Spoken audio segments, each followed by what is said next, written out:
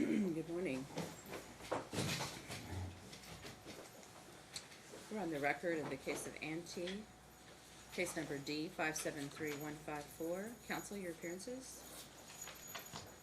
Jared Jennings on behalf of the plaintiff.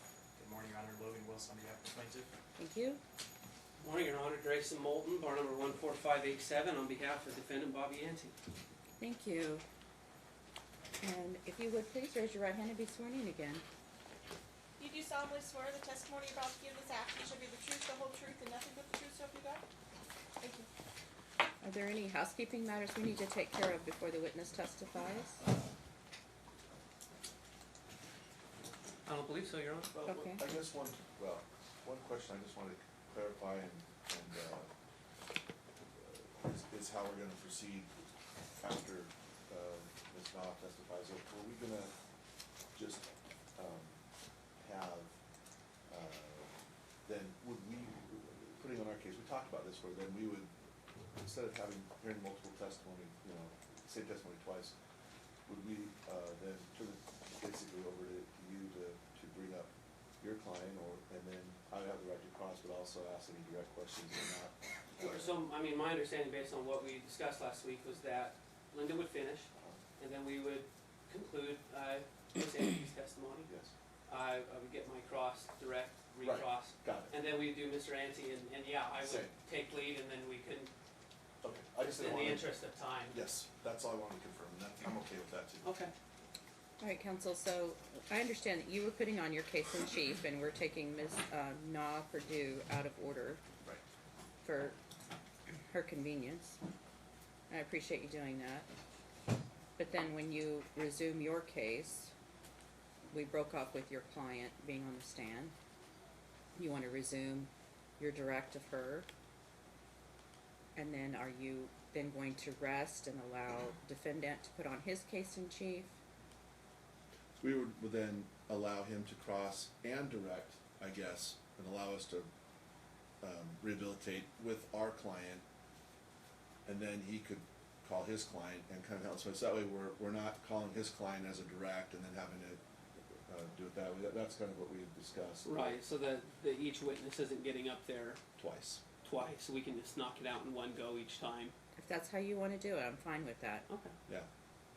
But the formality is that, you rest, and then any motions can be made orally, as I don't have any written motions, and then you start your case in chief. So that's why I'm asking, because I had a motion for summary judgment that I denied. I just want to make sure that you're not asking for a judgment on the pleadings again after plaintiff rests. So, Not our intention, Your Honor.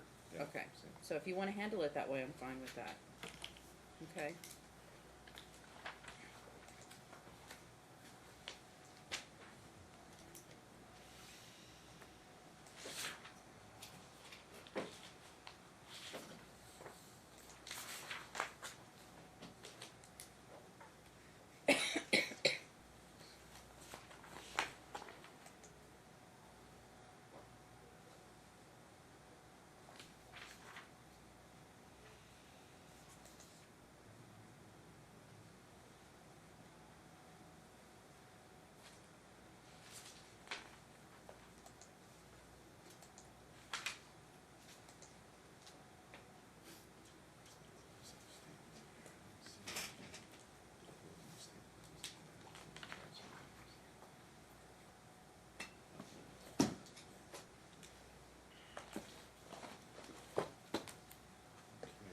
Ready then? Ms. Knopf, so just a reminder that you're still under oath, as you know. I believe, just to kind of go back to where we had finished, we were talking about the point in time when the parties were anticipating closing in the middle of January, and they were told that the documents were not, I guess, ready to go out, or there was some delay, and so they weren't going to be closing on January 15th, I believe, is where we kind of were leaving off. Yes. And in my questioning, I asked you if there was, at that time, I guess you had stated that there were a couple documents that had gone out to the parties. I believe you said there's a closing disclosure that goes out, and then there's one, if I recall, you stated there's one closing disclosure that goes out, and that went out before January 15th. Is that correct? That that was sent to the parties. Yes. Okay. And so if we go back to that point in time,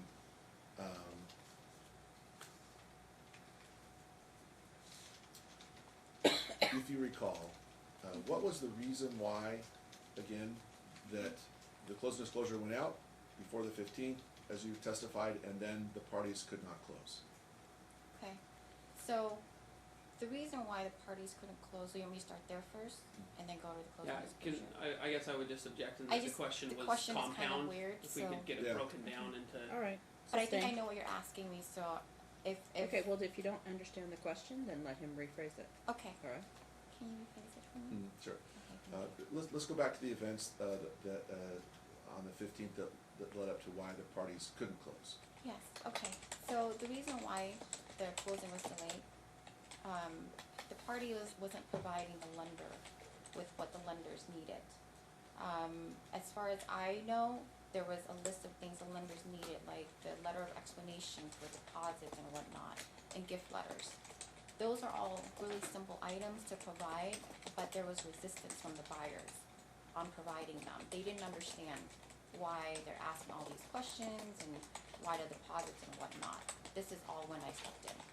And I had to explain it to them what we needed, what they needed, the lenders needed, to provide them signing docs. Okay. Did you facilitate that with the docs from the lender to get them to the Yep. borrowers? So I got in touch with the lender to find out what was going on, and the lender explained it to me, I explained it to them, and I was basically the middleman to help get these docs to the lender. Because they were saying, there were things that were said that we sent that to them already, the lenders didn't get it. That was the bottom line, is that, hey, they're asking for it again, let's get it to them again, and that's what I was doing. So they actually had submitted these items, and you're saying that the lenders just didn't get them, but they submitted them? Is that Well, what? this is what the buyers were telling me. Okay. And, the bottom line is, the lender was saying they don't have these items. And I was trying to get these items so we can get them closed. Okay. Okay. And so, did you receive the gift letters and the letter of explanation for the deposits yourself, and then give them to the parties to sign, and then give them back to the lender? Is that what happened? I believe so. Objection, Your Honor, the I- question's compound. Sustained. Remember the rules that if there's an objection, you need to stop talking and let me address the attorneys, okay? And I sustain the objection, so counsel, please rephrase the question. Okay. Did you receive the gift letters and letters of explanation directly from the lender, Yes, I believe so. and then you provided those items to the parties to execute, That's correct. and then they provided them back to you, and you, Not all of them, I'm trying to recall this, but some they did provide back to me and I sent it to the lender, yes. Like the final gift letter that Lindsay had to sign for them to get docs to title, she sent that to me via text. And so I just sent the picture to the lender. and then also at this time, which would have been prior to January 15th, the closing disclosure was provided to the parties also. Is that correct? Can you rephrase that? The closing disclosure Yes. was provided to the parties prior to this time as well, the January 15th? That's what I was told, yes. Okay. I don't provide the closing disclosure, that is more of the lender. I never provide the closing disclosure. The only time I provided a closing disclosure is because when I spoke with Lindsay on January 15th, she demanded a copy of that, the underwriter's info, and whatnot, and that's when I forwarded from the lender to her. So, you did not provide the closing disclosure, but to your information and knowledge and belief, was the closing disclosure provided to Lindsay and the borrower The closing at that time? Oh, sorry about that. The closing disclosure is provided from the lender to the borrower, which is Bobby. And upon your information and belief, was that document provided to Bobby and Lindsay at that time? I couldn't answer that for you. I'm not the lender, I didn't send it. Okay. Well, if we could turn to, in the small binder, it would be tab R, and it is exhibit Antee 000904. This binder, I believe that is that, yes, or, the one that has the letters on the tabs. okay, so I'm in R. R, And, the very first page there, it's okay, exhibit 904, Antee 904. okay. Are you familiar with what this document is? It's closing disclosure? This is the closing disclosure. Okay. Can you identify the date at the very top of this document that this closing disclosure was issued? Sure, it's January 22nd, 2018. Okay. And then below it, the closing date is, 1/16, 2018. okay, does that seem odd? Well, so everything you're asking me right now are all lending questions. So I don't draft up closing disclosures. I don't have anything to do with closing disclosures. This is something that the lender could have answered and explained. I don't know why it says closing date 1/16. I don't know why the date issued is 1/22. I do know that the closing date for their home is 1/19. And this CD that you are having me look at, this is basically a revised and final version of the CD. The buyers only get one CD per loan, but there's always, after closing, a revised version that is sent to them. Just like they get a settlement statement to review, well, I get it, and I review it with them and the title company of the settlement statement. And then at closing, after closing, they get a final certified settlement statement. So this is not a question that I can answer because I don't know why those dates are the way they are. Okay. It does state at the bottom, final, is that correct? So this would be the one you're talking of, is the final one, it was, Yes, that's correct. okay. And this one, the buyers don't have to sign because the initial disclosure that they are given, the one and only CD that they are given, they have to sign that, and that's the worst case numbers. So when they go to closing, any numbers that they are looking at as far as their loan, the fees and anything can't be higher than what they were given to sign 4 days earlier, if that makes any sense. So closing disclosure, the final one doesn't have to be signed by the borrower. Okay, but it's your testimony that some of these items could change based on what was initially disclosed, and then after the closing has taken place, the final numbers, this is their best estimate, then the closing disclosure is sent out after the fact. Is that what your testimony was? The- if I recall? No, the final numbers, so the closing disclosure will have an estimate and prorations of everything. So if the closing disclosure, it will have an estimate, and depending on when the file actually closes, that will have the final numbers. But the numbers will not be the worst case numbers. The worst case numbers will be on the initial disclosure that was signed 4 days earlier. The final will be different, it could be different, but it won't be worst numbers, if that makes any sense. I think so. Now, so the parties did not close on the 15th. No, When did the parties actually close, if you recall? 19th, The 19th. yes. And did you attend the closing? I went to the signing, and as I testified before, Bobby couldn't sign for about an hour, and I had to leave, so Bobby signed with the notary. Do you know why Bobby couldn't sign? Do I know why Bobby didn't sign? Yeah. There was some type of issues between the two of them, and he was, I don't remember exactly what happened, but he was upset, and they were talking on the phone and whatnot. You don't recall what it was about? Something to do, well, I recall some of it was about Bobby's kid's mom. That was one of them. And then the home as well. I'm vaguely recalling all these things.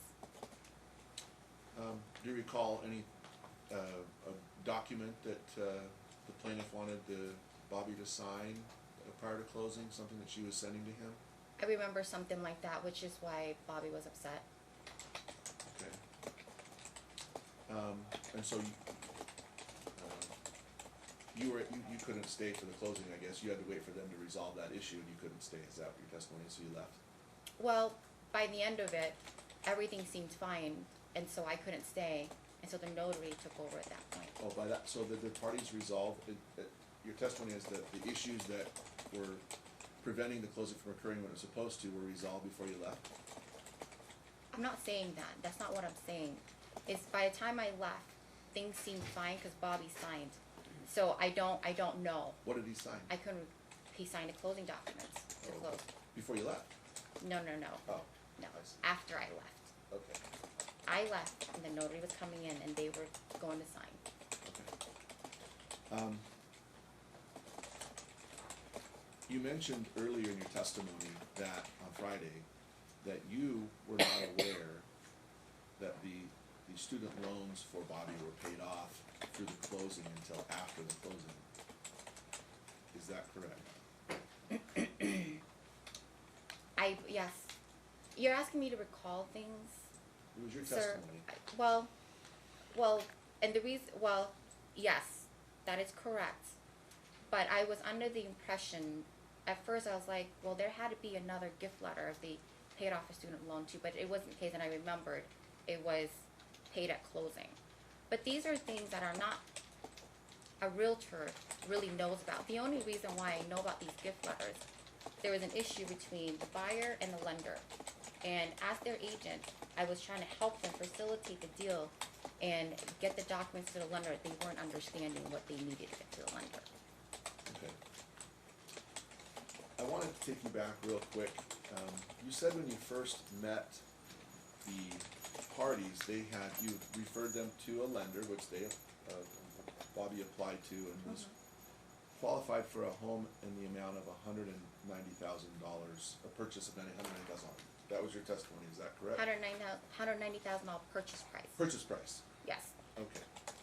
that was the initial approval. Okay.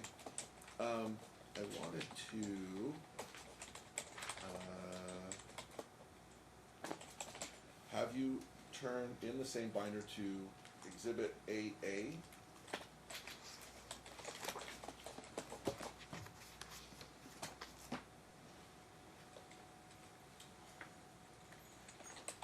Now, I understand, you're the realtor and not the lender, okay? Thank you. But are you familiar with what this document is?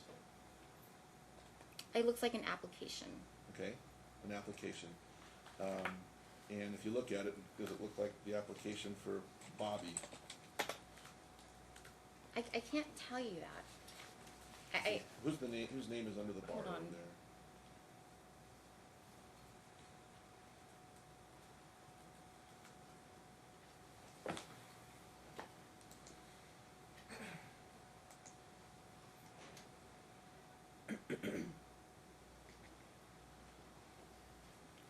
Why am I not seeing the borrower's name on It's here? about midway down under borrower information, section 3. Are you on I am page number on- 935? I'm sorry, I'm looking at BB. Oh yeah, let's go to AA, that's great.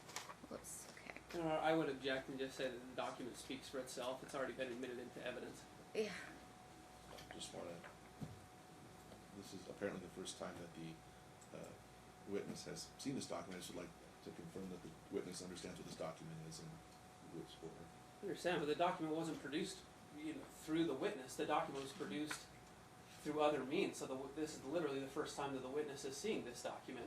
And so I don't know what relevance, what relevant information, she would have to opine about it. Well, I'd ask my question. Ask your question. I need to first build a foundation here for the document before I can ask my question. Are you on AA? I am. Now I see it, yes. Okay. And if you turn to page, on the bottom, 938, the ANG 938, Okay. and you look up to the signature block where there's a signature which I'm going to report to be the borrower, the date on that is, what date do you see there? 12/13. Okay, and let's go back to the front page. Sure. And what do you see the loan amount to be there in the very top amount there? 204. 204. Mhm. So it looks like borrowers approved for $204,000 loan amount, not $190,000 purchase price. Okay. You want me to answer? Sure. Okay. Was there a question? Yeah, I mean, that I- was a statement, Well, so she, no. she obviously knows where I'm going with this. I Why- do. Why, Well, I don't why is care there- if she knows where you're I know, going, there's no well, question I pending. had to get a chance to ask you, what is the discrepancy? What is the reason for the discrepancy between your testimony and what the document states Okay. the loan amount is? Well, again, I am not the lender. Why these dates are on here, I do not know. As the realtor, when I refer clients to the lender, and I talk to the lender about what they're approved for, and then their initial approval, because they wanted to look at homes, when they pulled the credit, glanced at the numbers, all they were approved for, and I go by purchase price, not loan amount. Because as a realtor, when I am searching for properties, I don't put in loan amounts. I put in purchase price. So it doesn't matter to me what is being put down. This is something between the borrower and the lender. So this document with the date you're talking about, 12/13, I have an approval letter from the lender on December 1st when they finally got approved after they discussed what we had discussed about the 190 and how we can't really get much from 190. That they were able to get approved on December 1st, 245,000 purchase price. So what's on their loan application, and I have seen this before, because we just purchased our home, right? And so I know what this is exactly. I don't know why the dates are as they are. That will be a lender question. Okay, well, obviously, the lender's not here, but you did state earlier in testimony that you have quite a bit of knowledge about lending and escrow to help the borrowers as they go through the process. And you also were integral in working with these borrowers in this transaction and helping them find a home and explain to them the process. And again, reiterating your testimony, you said that when the closing date didn't occur, you stepped in to help explain what is going on to the borrowers, why they are not closing. So you are a pivotal, integral person in this process, even if Absolutely. you're not producing these documents. Absolutely. Okay, so that's why I'm asking your testimony for your testimony regarding these incidences and occurrences. I want you to now turn to BB, which is the next document over. BB. Yes. And this document, you're familiar with, again, this document, what this document is? I think so. And the name for this, the borrower here, I just see a signature. okay. You turn to the last page,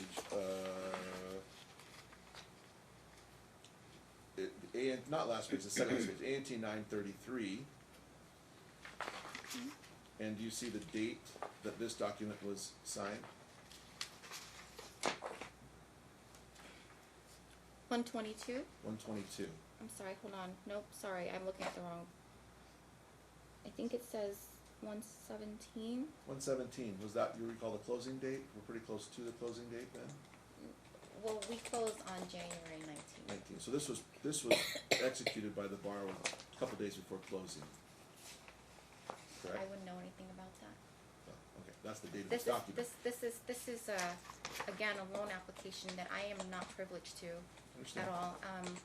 The only reason why I was privileged to knowing what debts they had was because I had to help facilitate to get the documents to the lender for my buyers. Understood. If you look at the top of this document, on the first page, Which part, the sorry? first page, go back to the first page, there's a top, look under the loan amount, it's kinda hard to 931? see. Excuse me? 931, Nine three one, yes, 931, the loan amount on this one. Okay, It's hard to read, but what do you see the loan amount to be there on this one? 204, 900? It's hard to see, 204,000, it looks like this is the exact, almost the same amount that it was back in December, so the loan amount really hadn't changed. What was the loan amount in December? Well, if we turn the page back to AA, Counsel, I'm a little confused as to line of questioning because this witness doesn't know about lender documents. She wasn't apprised of these. She wasn't involved in this part of the transaction. So are you Well, seeking her I- expertise as a realtor because this is out of her area? it's not, I don't believe it is, Your Honor, because she was involved in the transaction to the point where she was explaining this whole process to the borrowers. She was the kind of the go-between the lender and the borrowers and helping them understand the process. She stated in her testimony that they were approved for 190. I want to show her that the lender documents showed a loan amount of 204,000 in the beginning and 204,000 basically at the end. The loan amount hadn't changed, and I wanted to ask her about the fact that they were told they had to increase the purchase price to buy something more, yet the loan amount didn't change. That was her testimony earlier, and I just wanted to clarify that with her. She said that they had to buy a more expensive home to get what they wanted, which you would expect then the loan amount to be potentially different, or to at least address that. The loan amount was the exact same, and that's all I wanted to have her state, is based on her knowledge of the transaction at that time, what happened, because they had to increase the price, she was told we need to go more. That is why, that's all I'm trying to clarify. What I would state, Your Honor, is that that's a misstatement of her testimony, is that she initially testified that when she first met with the borrowers, and when she first spoke with the lender, which was the end of November 17 and the beginning of December 18, she stated that the purchase price was what it was given to her. Steps were then taken, and I guess what I'm saying, because I don't want to jump into what other witnesses are going to say, but it's a misstatement of her testimony to say at the beginning the lender approved them for $204,000, because her testimony's already established, as well as the plaintiff's, that December 13th was not the beginning of this process. You know, I have detailed notes about her testimony. I do think that was somewhat of a mischaracterization of her testimony, but I don't think it's helpful for her to go through these documents, since they're lender documents. Okay. Well, yeah, I understand. So, I guess we will continue on with looking at these documents. You stated that the borrowers then wanted to buy something that was a little bit nicer and had to increase the purchase price to allow them to be able to do that early in your testimony. And so, strike that. Once the Lindsay had found out that they were not closing on the 15th, you stated earlier that you did receive a text message from her that stated she wanted to cancel the transaction. Is that correct? That's correct. We spoke on the phone, she wanted to cancel, and then there was a text as well. And then so I responded, from our conversation with what she requested, I said that I sent that over and I will be drafting the cancellation. Bobby came in and said, if we don't close by this day, then we'll cancel. Right. So this is all in a group message. And then you did not hear from the plaintiff, I guess, until much later after the closing, months and months later. Is that correct? No, I actually heard from her. I believe it was the very next day because we still needed a final document from Lindsay. So Lindsay sent that to me through text message. Okay, So I think it was the day after.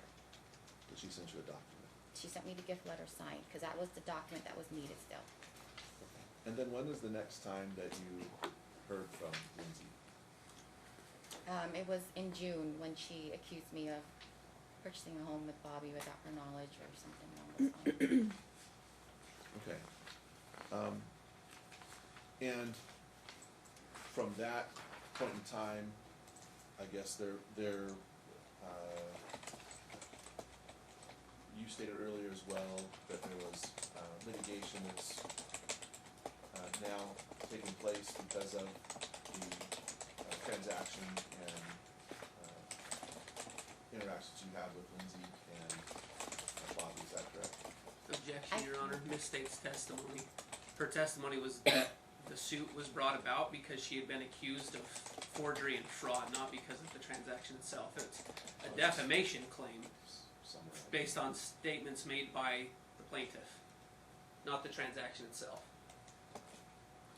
Counsel, can you rephrase the question, please? Is there litigation now that is resulted from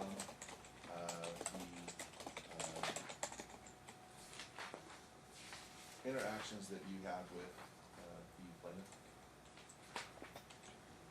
I filed a lawsuit against Lindsay for accusing me of committing a crime of forgery. Okay. And who is your attorney in that lawsuit? Shumway Van. Okay. And what law firm does he work? Shumway Van. Okay. Is present counsel here today assisting in that case as well? No, not that I'm aware of. Not that you're aware of? No. You It's haven't only, spoke? Okay, go ahead. my attorney is Garrett. Grayson works in that law firm. Okay, so you've had no communications with counsel regarding that case? Regarding that case, The defamation case with this attorney present today? well, of course I have, so he knows what's going on with my case. Okay.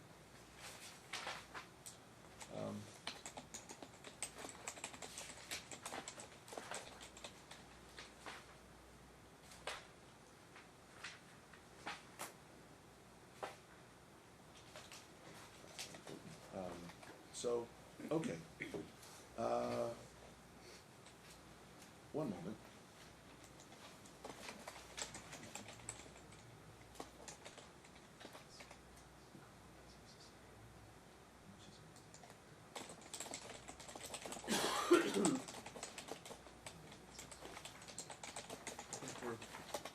I have no further questions, but reserve the right to redirect in case counsel brings up something that Thank you, Counsel.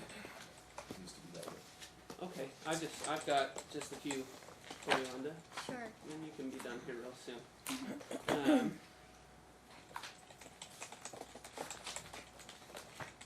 just a sec.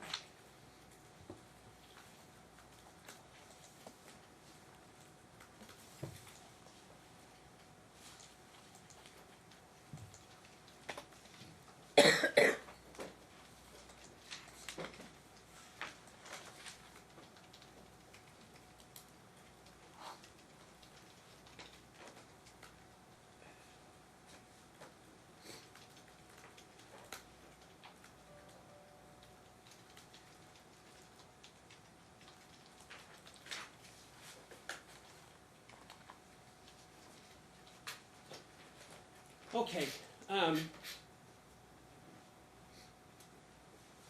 so to touch on something we talked about earlier, approximately when did you first start communicating with, excuse me, the lender on behalf of parties? It was sometime towards the end of, because I spoke with Lindsay on the 20th of November of 2018.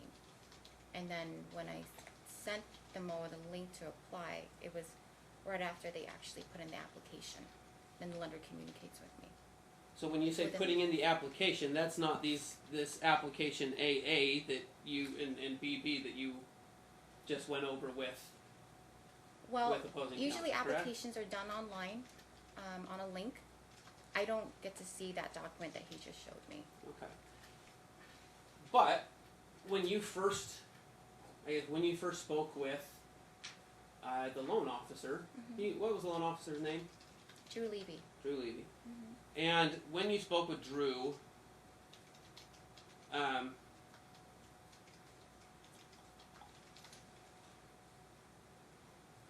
did he give you the loan amount or the purchase price? It's always the purchase price. We don't communicate based on loan amounts. He just says, based on what he sees, this is the purchase price this is what they can buy.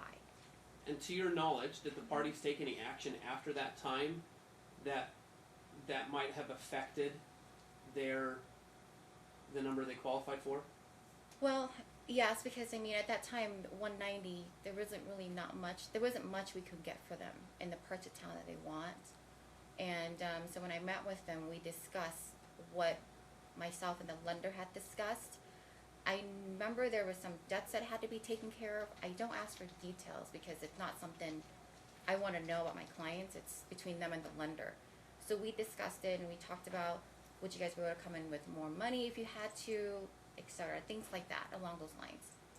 And so sometime after this late November, early December period, the purchase price in which you were looking for homes for the parties increased. To 245, yes. Okay.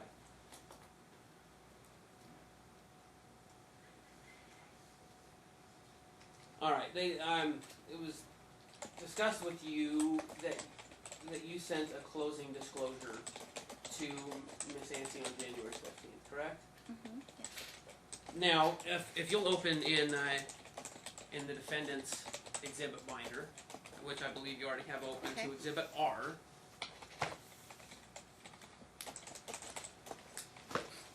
Now that's the closing disclosure. That's the final closing disclosure, correct? That's correct. And can you read the date issued up there? 122. Okay. And when did you send your email to Miss Antee with the closing disclosure that you sent? January 15th. So the closing disclosure, or the version of it that you sent on January 15th, could not be this document, correct?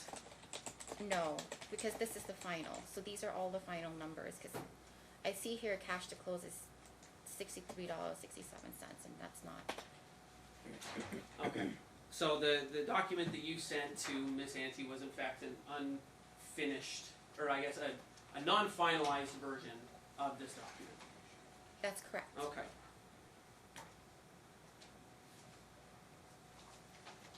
And I wanted to clarify something you said, going to Exhibit AA.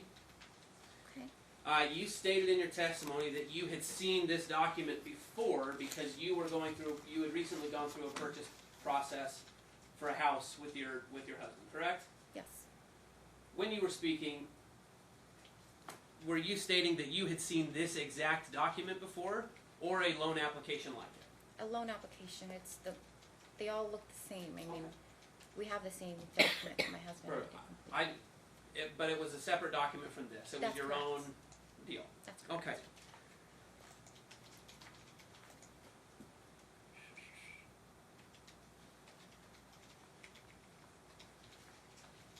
Okay.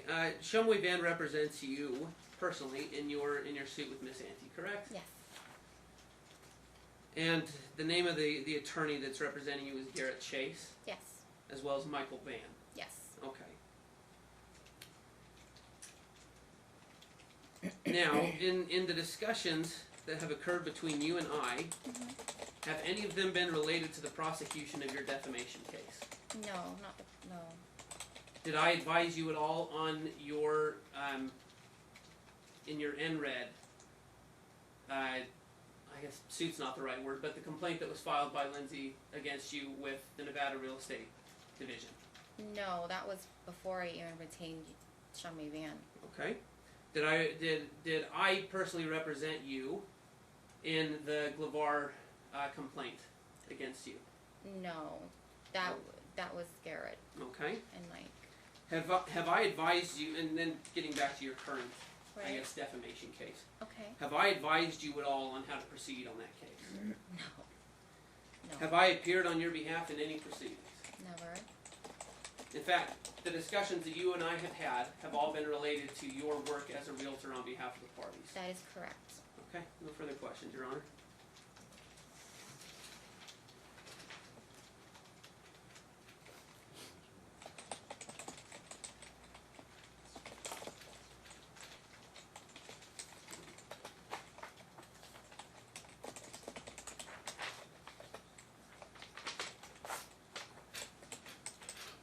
Your Honor, I believe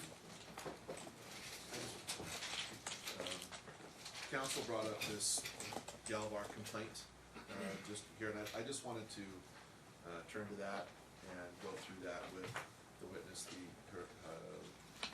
because he brought it up. So that'll be my last thing. If you could turn to our the big binder. This is Exhibit 6. This one has not been stipulated to counsel. Correct. Exhibit 6, you gotta turn quite a ways through here to plaintiff number 298.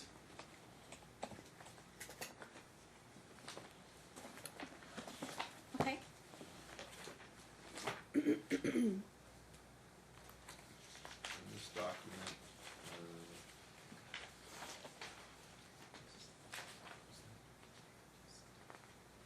yeah, it goes to page, plaintiff 298 to 302 with the witness's signature on that last page. We'd like to submit this as evidence. I'm not even sure we are. I mean, what pages in sum are you submitting? 230, just 298 to 302. This would be the witness's response. Mm-hmm. I have no issue, Your Honor.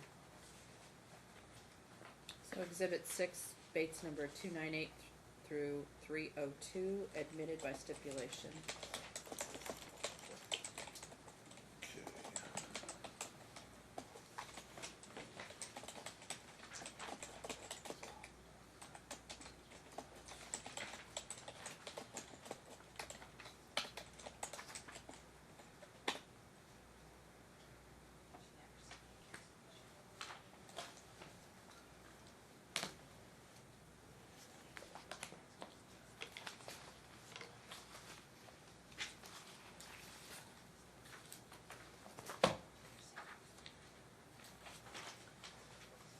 Okay.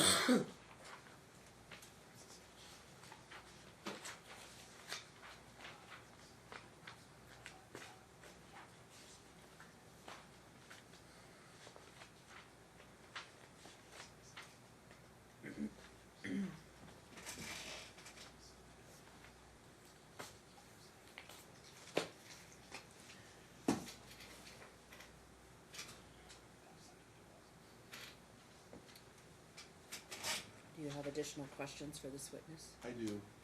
Just one moment.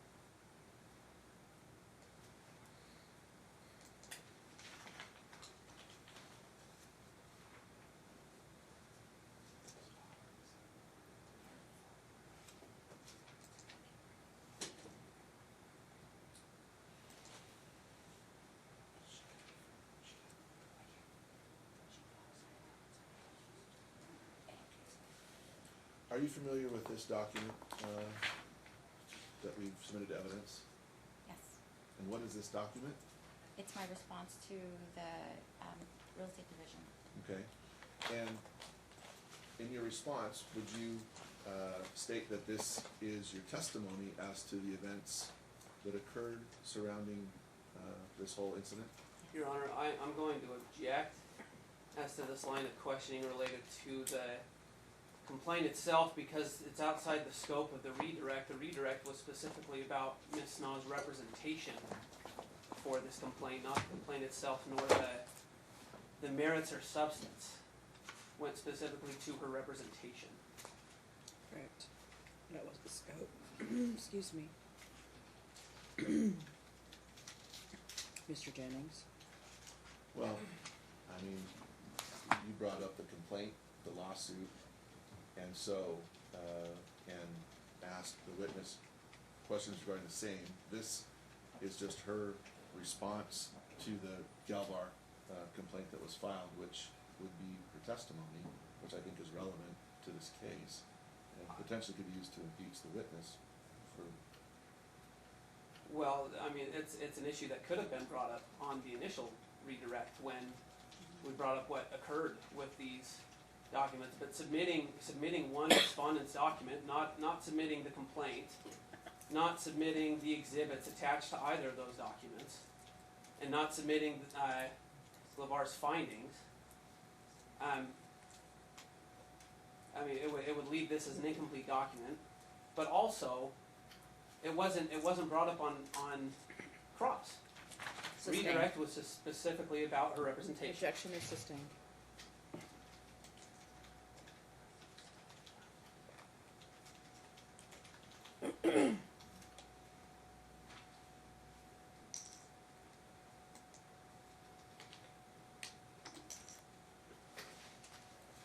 I would ask that this court allow us to ask the witness questions regarding her response, which would be her testimony regarding the Galvar complaint.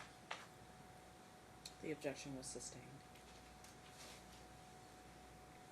Okay. The document is in evidence, the court can review it. Okay. Then we have no further questions. Okay, you can step down. Is this witness subject to being recalled? I have no intention of recalling her, Your Honor. Are there any other witnesses other than the parties to this action? I mean, not that we have subpoenaed.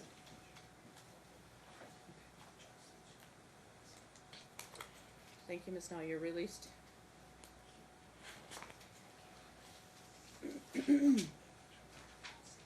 How do you wish to proceed, Mr. Jennings?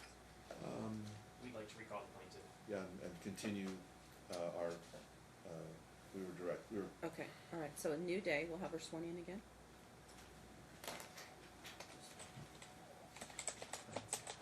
do we need to have a witness and the other people who are supported here anymore? She's an excused victim.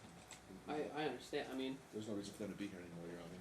their emotional support for the defendant as The well. gallery is full of people, and the witness was released.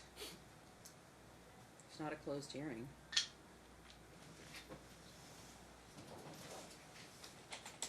Thank you.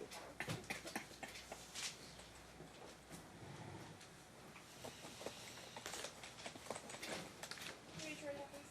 You do solemnly swear the testimony you're about to give this action should be the truth, the whole truth, and nothing but the truth, so help you God? Yes, I do. Thank you. Please be seated.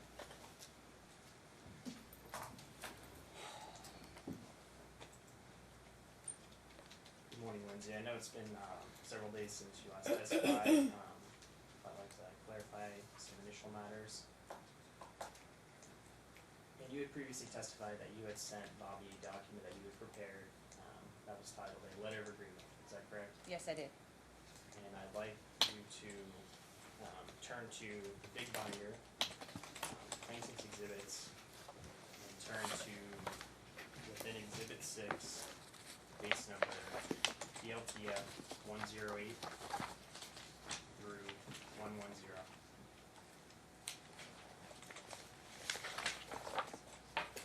Okay, I'm here.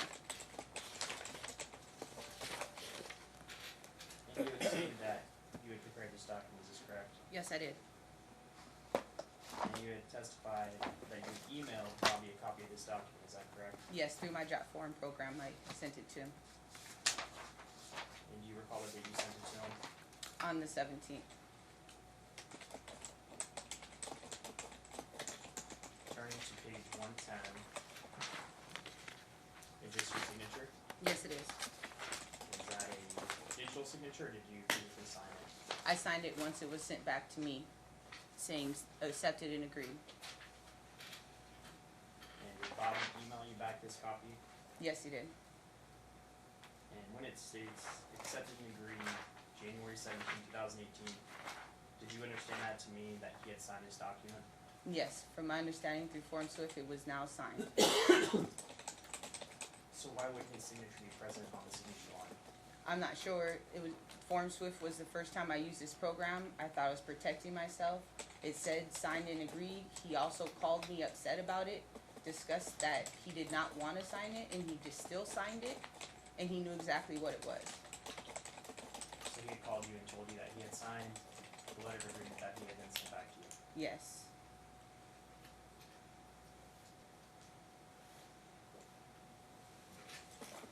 Now in the other binder, I'd like to direct your attention to Exhibit H.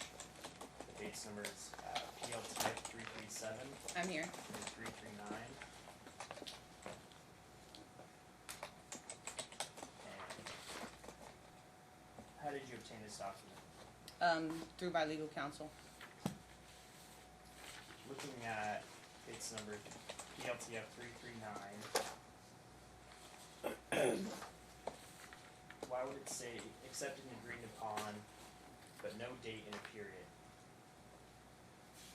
I'm not sure. This is the first time I'm seeing an alteration of the document that I sent to him.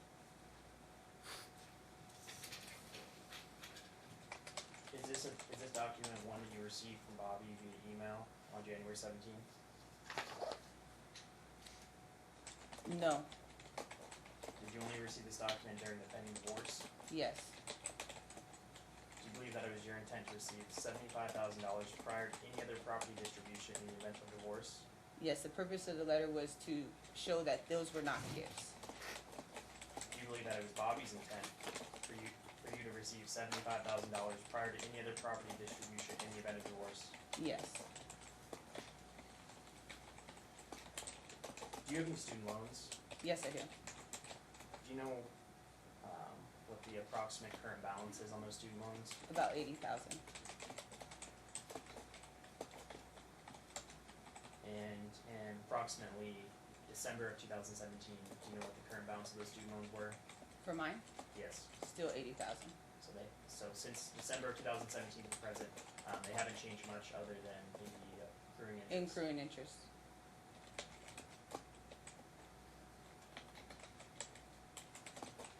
Did Bobby ever tell you that he attended college?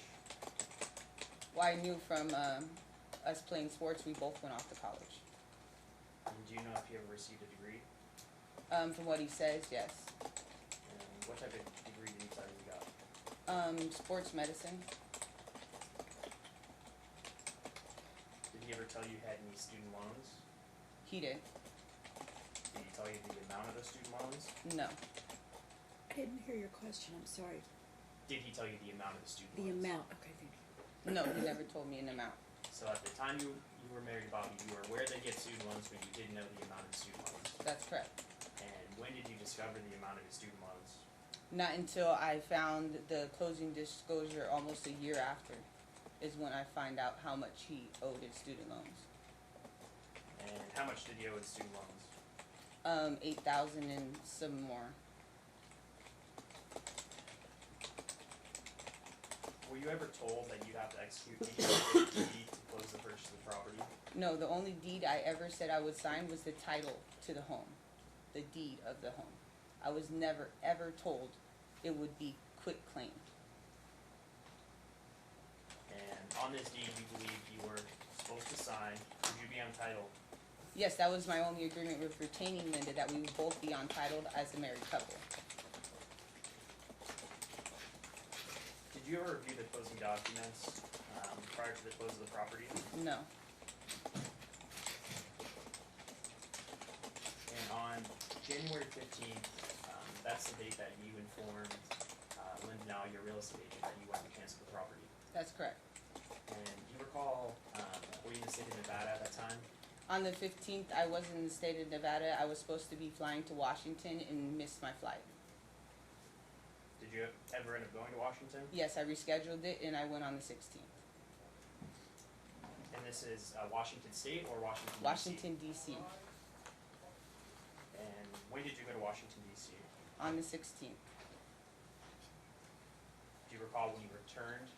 I also returned, I left on the 16th, I got back to Vegas after midnight, so it was technically the 17th that I returned. So the 16th of January, approaching midnight, that's when you returned. Yes. And during this time, had you been communicating with Bobby? No, I had missed my flight. I had to reschedule a flight. My phone was dead, and I attended a funeral for a little girl. So I did not have access to my phone on the 16th at all.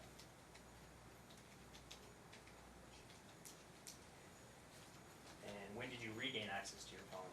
On the 17th when I returned. And did you notice various text messages between Linda and Bobby in the group thread?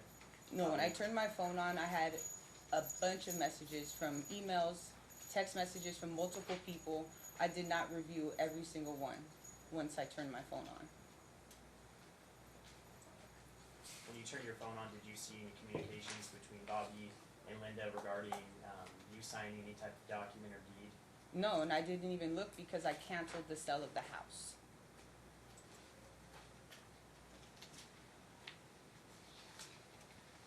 So on January 17th, it was your belief that the transaction was canceled. Yes, Linda responded sending cancellation docs, and I said thank you, and I never spoke to her again. And on the 17th, is that the same day that you had went to Chase Bank to submit the wire? I did go to Chase on the 17th. And at that time, did you believe once that wire had been sent, it was out of your control and you couldn't receive those funds back?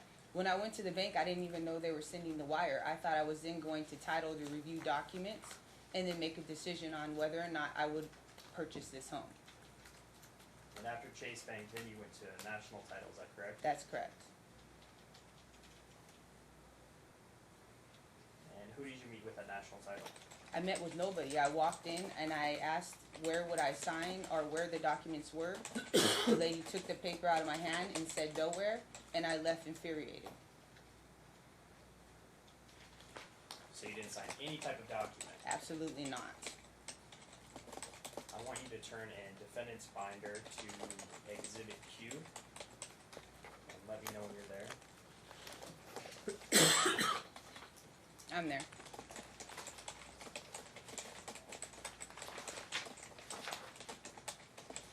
Do you recognize this document? No. On this document, this document is titled Grant Bargain and Sale Deed. It states that for valuable consideration, the receipt of which is hereby acknowledged, Lindsay Latari, spouse of grantee, does hereby grant, bargain, sell, and convey to Bobby D. Antee, a married man, as his sole and separate property. And I absolutely never signed this, never saw it, and never ever agreed to it. So turning the page to ANT 878.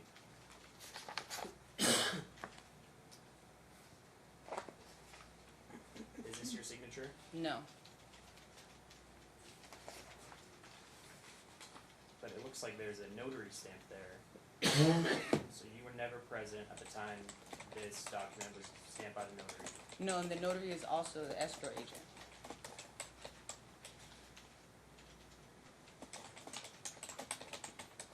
Is there any pending lawsuit regarding this document? Yes, I have filed suit against Linda as well as Nikki Bott and National Title Company. So after you and Bobby were married, did you legally change your name to Lindsay Antee? Yes, I did. And at that time, did you have an ID that showed your name as Lindsay Latari? I did. I surrendered it to the DMV December 25th. And at that point, had that ID expired?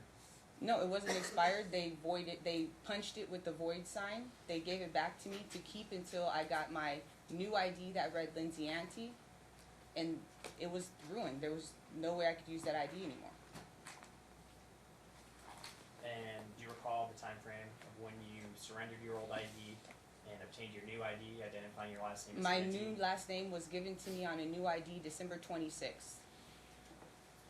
I'd like you to turn to, in the other binder, It is going to be case number PLTF